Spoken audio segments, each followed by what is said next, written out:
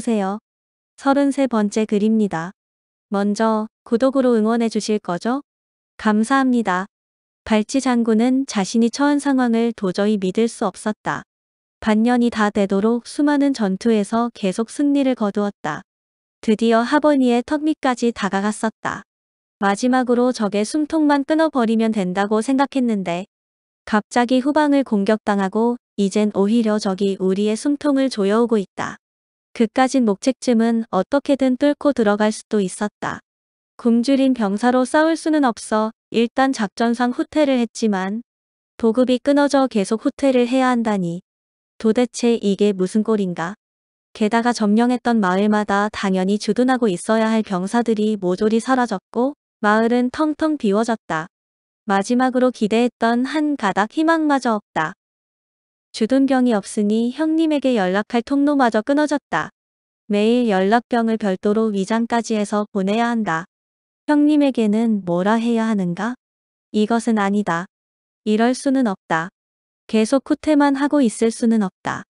우측에도 적이요, 좌측에도 적이요, 후퇴해야 할 후방에도 분명 적이 있다. 병사들은 매일 굶주리고 있는데 아무 대안도 없다. 형님에게 수차례 보급품이 급하다 통보했으나 아무런 대답이 없다. 나는 함정에 빠진 것인가? 전투란 대군이 서로 맞부딪혀 싸워야 즉석에서 승패를 가릴 수 있는데 적군의 대군은 처음에만 한 번 보였을 뿐 그 후론 나타나지도 않았다. 어떻게든 적의 대군과 맞서기만 한다면 우리의 장창 보병이 멋지게 섬멸해버릴 텐데 그러고 보니 이때쯤이면 마땅히 전방에서 우리를 뒤쫓아와야 할 적의 대군이 보이지 않는다. 적의 대군은 어디에 있을까? 내가 허수아비에게 쫓기는 것은 아닐까? 적의 실체를 다시 살펴보는 게 급선무다. 작전을 바꾸자. 후퇴를 멈추라. 지금 이 지경에서 설사 내 생각이 잘못되어 다시 실패한다 해도 이렇게 후퇴만 하는 것과 무엇이 다른가? 다음 날 건 백장이 단 장군에게 급히 달려왔다. 장군님, 뭔가 이상합니다. 무슨 말인가? 저녁마다 여기저기서 때를 지어 마을을 습격하던 적들이 갑자기 조용해졌습니다. 더구나 어젯밤에는 우리의 습격에 적들이 대항하지도 않고 약을 올리듯 살금살금 달아났습니다. 그것은 불곰백장도 마찬가지였습니다. 불곰백장은 손쉽게 적들을 물리쳤으니 대승을 거두었다고 했지만 저는 그리 생각되지 않아서 급히 달려와 보고 드립니다. 단은 머리가 쭈뼛 솟았다. 대군이 유격대를 피해 달아나? 그건 말이 되질 않는다.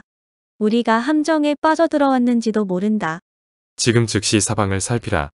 더 멀리, 그리고 자세히 살피라. 무슨 일이든 즉시 보고하라. 장군님, 큰일이 났습니다. 적의 대군이 우리의 퇴로를 차단하고 있습니다. 장군님, 적의 대군이 진영도 갖추지 않고 우측 산기슭을 향해 빠르게 이동하고 있습니다. 급한 보고들이 계속 이어졌다. 장군님 좌측 대군이 우리를 향해 다가오고 있습니다. 적의 후방은 어떠하더냐? 적의 후방은 평소와 다름이 없습니다. 적들은 지금까지 후퇴하고 있었다. 지금도 그렇다는 말이냐? 아닙니다. 후퇴하는 것으로는 보이지 않았습니다. 알았다. 적들은 지금 우리를 포위하고 있다. 지금부터 우리는 적을 뚫고 달아나야 한다. 어느 쪽이 좋겠느냐? 우리의 퇴로엔 대군이 있었습니다. 뚫기가 어려울 것 같습니다. 적이 우리의 위치를 파악한 것 같다. 퇴로가 막혔다면 우측 계곡과 적의 후방 사이를 뚫는다. 우측 숨마저 적에게 막히기 전에 신속히 빠져나가라. 우리의 위치를 적에게 노출하지 말라. 정찰병은 계속 사방에서 적을 감시하고 보고하라. 장군님, 우측 계곡에서 적들이 우리와 같은 방향으로 빠르게 나아가고 있습니다. 그들을 따라잡아야 한다. 우리의 퇴로는 계곡이다. 장군님, 멀리 후방에도 적들이 진을 치고 있습니다. 얼마 후 우리와 맞서게 될 것 같습니다. 계곡으로 향하라. 돌진하라. 적진을 뚫어라. 장군님, 좌측에서 적들이 몰려오고 있습니다. 우리와 4,500보 거리입니다. 그들과 맞서지 말라. 오장들은 들으라. 각기 자기 대원들을 데리고 산산이 흩어져라. 다시 유격작전을 펼쳐라. 기민하게 움직여 적을 어지럽혀라. 그리고 2시즌 후에 저 능선 넘어 선녀바위 아래에 다시 모인다. 선녀바위를 모르는 사람이 있는가? 알고 있습니다. 선녀바위는 높은 언덕의 바위가 마치 성곽처럼 둘러있는 산마루로 적을 방어하기에 최적이었다. 우리의 목적지를 적들이 모르게 최대한 교란해라. 즉시 흩어져라.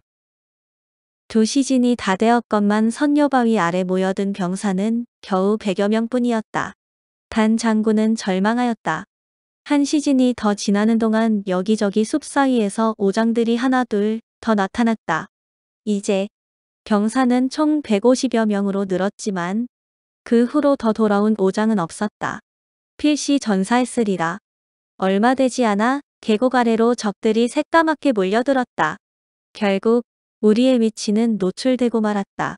이제는 혹시 살아남아 있는 오장이 찾아온다 해도 단 장군과 합류할 길이 없다.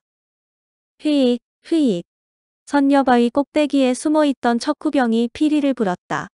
척후병은 좌측 비탈을 가리키며 손가락 5을 펴보인다. 적군 5명이 비탈을 타고 오르고 있다는 신호다. 저게 척후병일 것이다.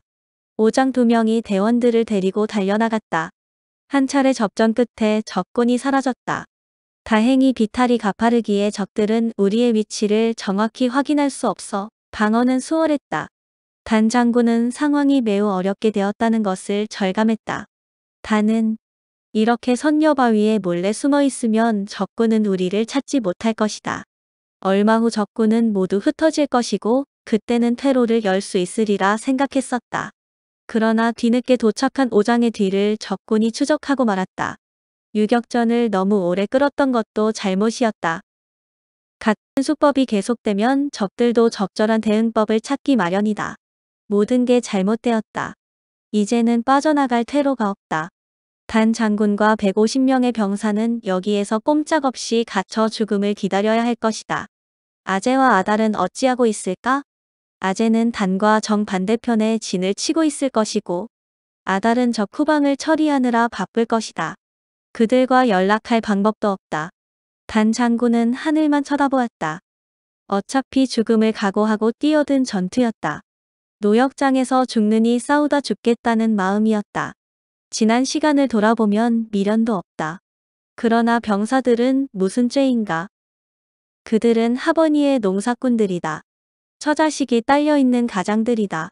같이 했던 시간은 불과 며칠 되지도 않지만 그들은 나를 신처럼 믿고 따르고 있다. 이들의 죽음을 보고만 있을 수 없다. 단은 하늘만 쳐다보며 수심에 잠겼다. 그러다 문득 이곳이 9살이 고개 너머에 있었던 산채와 가깝다는 생각을 했다. 산적 두령을 만나면 무슨 수가 있을 것 같았다. 산채의 옹고드 절벽에서 내려보았던 산맥들이 떠올랐다. 잘하면 한나절이면 두령을 만날 수 있지 않을까? 단은 불곰에게 명령했다. 붉은 백장은 이곳을 수호하라. 적들은 이미 지쳐있다. 우리 병사들도 편히 쉬게 하라. 힘을 비축하여 올라오는 적을 그대로 회오리처럼 돌아가며 몰아쳐라. 지친 적들이니 능히 방어할 수 있을 것이다. 내일까지만 버텨라. 나는 건 백장과 함께 다녀올 곳이 있다. 단은 산의 능선을 살피며 계곡을 따라 힘차게 올라갔다. 건이 숨을 몹시 헐떡이며 물었다. 왜 이렇게 산을 오릅니까? 난 아무리 생각해도 영문을 모르겠습니다. 지체할 시간이 없다. 힘을 내어 따라오라. 능선 산마루에 올랐을 때 단은 깜짝 놀랐다. 뒤쪽 계곡 아래에서 적들이 개미떼처럼 새까맣게 몰려오고 있었다. 적의 척후병이 이미 사전 조사를 마쳤는지 본격적으로 우리의 배면을 공격하려 하고 있다. 단이 한숨을 쉬었다. 적들이 이러는 동안 나는 줄곧 전방만을 경계하고 있었다. 만약 이를 끝까지 몰랐다면 단의 병사는 얼마 못 가 몰살당했을 것이다. 그들은 골짜기에 바위가 흘러내려 쌓인 돌무더기를 타고 오르고 있었다. 험한 숲속을 헤집고 오르는 것보다 그쪽이 훨씬 빠르긴 하다. 그러나 그들은 매우 위험한 선택을 하고 있었다. 단은 절벽 위에 걸린 커다란 바위를 흔들어 보았다. 꼼짝도 하지 않았다. 건이 같이 거들었으나 바위는 요지부동이다. 그러나 그들은 무거운 통나무를 다루던 사람이다. 바위 밑에 지렛대를 넣어 힘껏 들어보았다. 조금 움직였다. 됐다. 계속해서 진동을 주면 움직일 것이다. 단과 건은 커다란 바위의 진동에 맞추어 계속 흔들었다. 점차 바위가 크게 흔들거리더니 드디어 계곡으로 미끄러져 내려갔다. 바위가 구르기 시작했다. 바위는 구르며 또 다른 바위에 부딪혀 수많은 바위와 함께 굴러갔다. 겨우 힘의 균형을 이루던 돌무더기들이 함께 내려앉으며 강물처럼 흘러내렸다. 그 소리와 진동이 온 산을 뒤흔들었다. 적들은 쏟아지는 바위 속에 묻혀 뒤엉켜 뒹굴었다. 순식간에 수많은 병사들이 사라져버렸다. 그 수가 좋기 100명은 될 것이다. 단은 그들을 애도하며 고개를 숙였다. 붉은 백장이 멀리 선녀바위 능선에서 두 손을 흔들며 좋아했다. 장군님은 정말 대단하십니다. 어떻게 적들이 이쪽으로 공격할 줄 알았습니까? 나도 몰랐다. 우연히 보았을 뿐이다. 자, 어서 산을 오르자. 아니, 또 올라갑니까? 험준한 바위를 타고 첫 산등성이에 오르자마자 사방에서 괴한들이 나타났다. 그들은 단과 건에게 활을 겨누었고 몽둥이를 들었다. 짐승 가죽을 둘러쓴 괴물들이었다. 건이 놀라서 그만 주저앉았다. 으아, 이 무슨 괴물들이냐? 무엇 때문에 이 산에 오르느냐? 고슴도치 수염을 가진 사내가 소리쳤다. 난 단이라고 하오. 두령을 속히 만나고 싶소. 나를 안내하시오. 단이 큰 소리로 대응하자 고슴도치가 한 발 물러섰다. 그러자 높은 바위에서 거대한 사내가 훌쩍 뛰어내리더니 단에게 다가왔다. 단이라고 했냐? 그는 호피를 두르고 있다. 두령이었다. 오, 하늘의 아들, 맞구나.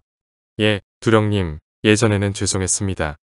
그땐 어쩔 수 없었습니다. 알고 있다. 지금 전투 중이라는 것도 알고 있다. 산체에서는 전쟁이 터진 것도 그리고 하버니가 무너져 가는 것도 모두 지켜보고 있었다. 그리고 단이 장군이 되어 마하나 군을 퇴각시키고 있다는 것까지. 어떻게 그리 자세히 알고 계십니까? 내산골 장사꾼에게서 얻은 정보다. 내산골이요? 아직 장터가 남아 있습니까? 장터는 살아있다고 보기 어렵지만 내산골은 무사하다. 마하나에서 내산골을 보호하더구나. 단은 기쁨이 넘쳐 흘렀다. 할아버지는 무사하실까? 그러나 지금 그게 문제가 아니다. 그래 왜 나를 찾아왔느냐? 나를 도와주십시오. 난이 나와 함께 합시다. 나는 앞으로 세상을 새롭게 열 것입니다. 무슨 말인지 알겠소. 하늘의 아들 그러나 아직은 아니요. 나는 그대와 함께할 수 없소. 단이 실망하여 고개를 푹 숙였다. 한참 후 두령이 입을 열었다. 나는 지금까지 전쟁의 양상을 쭉 지켜보고 있었다. 지금도 역시 이곳까지 나와서 마하나의 군대를 지켜보고 있었다. 마하나 군이 커다란 갈고리 모양으로 진영을 짜더니 하버니의 군을 포위하더구나. 그런데 그 안에 내가 있었다니. 거기서 빠져나와 살아있다는 게 기적이다. 갈고리 모양의 진영, 그랬었구나. 내가 발지 장군을 너무 얕보았었구나. 단이 후회를 하며 고개를 푹 숙였다. 단의 모습이 너무 애처롭게 보였다. 두령이 다시 입을 열었다. 단 장군. 하늘의 아들, 그대가 만들어준 뚝 때문에 우리 산채는 풍요로운 세상을 만들었소. 이제는 굳이 산적 노릇을 하지 않아도 되고 더더구나 전쟁할 생각은 접었소. 우리는 진정부와 평화를 얻었기 때문이요. 나는 그대에게 진심으로 바라오. 지금 당장 전쟁터를 버리고 우리 마을로 갑시다.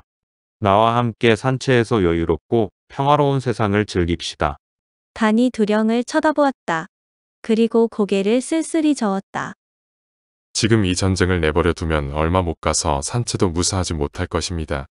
단이 애처롭게 두령을 쳐다보았다. 하늘의 아들, 방금 떠오른 생각이요. 내가 그대에게 진 빚은 갚아야겠소. 내 그대를 구하기 위해 그대의 병사들을 여기서 탈출시켜 줄 것이오. 그러나 다시 말하지만 그 이상 우리를 전쟁에 끼어들일 생각은 하지 마오. 이것으로 우리의 채무 관계는 끝난 것이오. 저 바위로 올라가 봅시다. 그곳은 두령이 조금 전에 뛰어내렸던 그 바위였다. 지금 마하나의 군대는 전열을 다시 가다듬고 있소. 아마 되돌아 다시 진군할 생각인 것 같소. 그렇다면 큰일이다. 그들의 앞을 막아설 군대는 없다. 자기 장군에게 연락을 해야 하나? 그마저 방법이 없다. 단이 절망하고 있는데 두령은 말을 계속 이어갔다. 선녀바위 아래에는 약 400의 군사가 하버니 병사를 포위하여 점점 압박하고 있소. 그 전에 골짜기를 오르는 병사들을 바위를 굴려 처치할 땐 참으로 통쾌했소. 역시 단 장군다웠소. 이제 적은 각기 별도로 움직일 것 같소. 따라서 선녀바위 아래에 마하나 병사들은 본대와는 상당한 거리가 생겼소.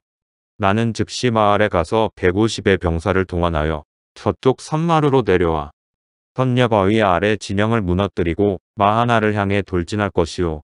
단장군은 지금 내려가 협공을 준비하시오. 내가 병사를 이끌고 선녀바위에 이르기까지는 한 시즌이 넘게 걸릴 것이오. 그때 위와 아래에서 협공을 하면 마하나 진영은 금방 흐트러질 것이오. 그러면 단장군은 우리와 합류할 수 있소. 우리와 함께 마하나의 전방을 헤집고 나아가면 무사히 탈출할 수 있을 것이오. 참 여기에 있는 궁수들 5명을 데리고 내려가시오. 내가 도착하기 전에 올라오는 적군이 있으면 활로 물리치는 것이 효율적이오. 내가 다시 도착하면 이 바위에서 신호를 올릴 것이오. 그때 전군이 돌격하시오. 두령은 한마디로 전쟁의 신이었다. 단과 함께 내려온 궁수들은 제각기 흩어져 요처의 자리를 잡았다. 적의 한 무리가 몰래 다가왔다. 적국병이다. 적의 모습이 나타나기도 전에 화살이 날아갔다. 적들이 화살을 맞고 비탈에서 뒹굴어 떨어졌다. 적들은 몇 번을 그렇게 시도하다가 거듭 실패를 하자 조용해졌다. 한 시즌이 그렇게 긴 시간이었을까? 멀리서 두두두두 하는 소리가 울려왔다. 진격하시오. 궁수들이 소리쳤다. 이미 화살 신호가 울려졌다. 진격이다. 함성을 크게 지르며 진격하라. 단 장군이 소리쳤다.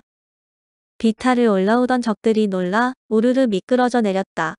그때 더 놀라운 일이 벌어졌다. 말을 탄 괴물들이 들이닥쳐 흐트러진 적의 진영을 파고들었다. 모조리 쓸어버려라. 두령이었다. 공격하라. 단 장군도 소리를 높였다. 적의 진영은 아비규환이 되었다. 그들은 자신들의 장창에 걸려 넘어지기도 하고 서로 찔리기도 했다. 그때 산적들의 본대가 도착했다. 산적들의 몽둥이가 허공을 가르며 적의 머리를 부수고 돌진했다.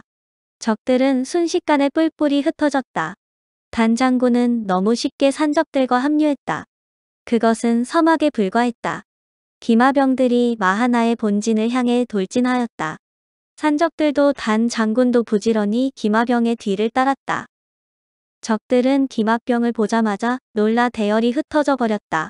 아니 아직 대열을 갖추기도 전이었다. 흐트러진 마하나의 병사는 있으나 많아였다. 그들은 자신들의 장창에 서로 걸리고 넘어지며 허우적거렸다. 마하나 병사들은 단 한 명도 올바로 창을 들어보지도 못했다.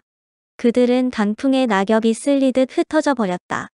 퇴로를 만들 필요도 없었다. 기마병, 그들은 단 10필의 말로 적군을 확실히 뒤집어 버렸다. 저 기마병이 나와 함께한다면 얼마나 든든할까? 단이 그런 생각할 때 두령이 100마를 타고 앞에 섰다. 이제 된 것 같소. 다시는 나를 찾지 마오. 두령은 산적들을 데리고 여유롭게 뚜벅뚜벅 멀어져 갔다. 여기서 막을 내리고 34번째 글을 준비하렵니다. 그때 다시 만나요.